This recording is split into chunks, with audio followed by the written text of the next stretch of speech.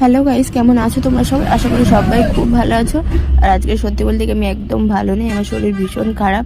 এখানে আমার ননদের ছোট মেয়ে এসছে আর মা দুজনে বসে বসে রাস্তার দিকে দেখছে। মা এদিকে রান্না কমপ্লিট করে নিয়েছে, ভাতটা হচ্ছে, আমি এখানে ব্রাশ করছি।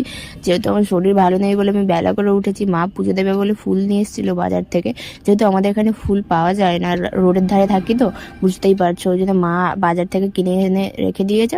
মানে একটা দুটো করে এরকম করে কদিন দিতে থাকবে। আর এখানে বিছানা গোছানোর মতো ক্ষমতাও আমার হয়নি। মা এখানে কাঁচা তেঁতুল নিয়ে এসে টক খাবো, আমার খুব ইচ্ছা হয়েছে, সেই জন্য কাঁচা তেঁতুলটা এনে রেখে দিয়েছে।